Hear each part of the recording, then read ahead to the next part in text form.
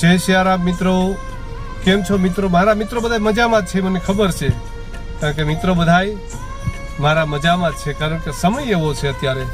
હે માનવ, સમય બની સમજે આવું છું, રામ બનીને આવું છું, અવતાર ધરીને આવું છું. એ મારો રામ અત્યારે અવતાર ધરીને આવી ગયો છે. સમય એવો છે, કારણ કે મિત્રો એ કઈ આપણે યાદ કરો આપણો ભૂતકાળ. મોબાઈલ નહોતો, કાંઈ હતું નહીં, અને દેશી વનવગડામાં ઢોર ચારતા હતા.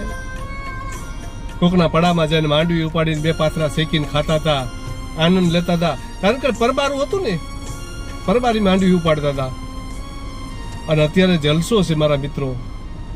આવા સરસ મજાના ફોન, આવી સરસ મજાની લક્ઝરી ગાડીઓ, એ મારા રામની કૃપા છે, એ પ્રભુની કૃપા છે. એનો એ જ સમય છે, એના એ જ માનવ છબી. પણ એમ કે છે ને, સમય બનીને તને સમજ આવું છું, ઘડી બે ઘડી તું સમજી જા. સમય બનીને તને સમજ આવું છું, કારણ કે તારો સમય તને આવીને સમજાવે છે. હે માનવ, સમય બનીને તને સમજ આવું છું, તો ઘડી બે ઘડી સમજી જા.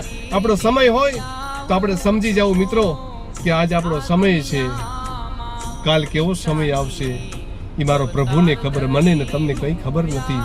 કારણ કે પ્રભુ મારો છે, અવતાર ધરીને હું આવું છું, રામ બનીને આવું છું. હે માનવ, તને સાનમાં સમજાવું છું, તું ઘડી બે ઘડી સમજી જા.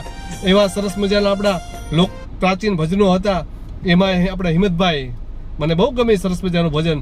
હે માનવ, હું વિશ્વાસ કરીને આવું છું, અવતાર ધરીને આવું છું, રામ બનીને આવું છું. એવા ભજનો હવે આ કોઈ ન ગાઈ શકે, પણ એટલા માટે મારે કહેવાનું એ હતું કે આપણો સમય સાચવી લેવાનો.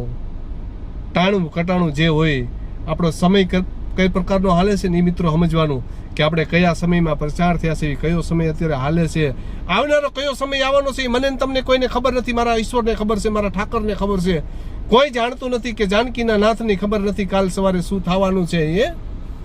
એટલે એટલા માટે મિત્રો આવા નવા વિડીયા જોતા રહેજો. ગાંડો ઘેલો તમારો મિત્ર છું, એક રબારીનો દીકરો છું.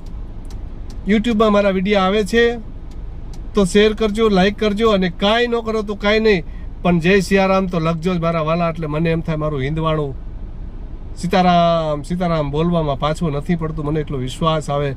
જય સિયારામ, જય સિયારામ મારા મિત્રોને, જય સિયારામ.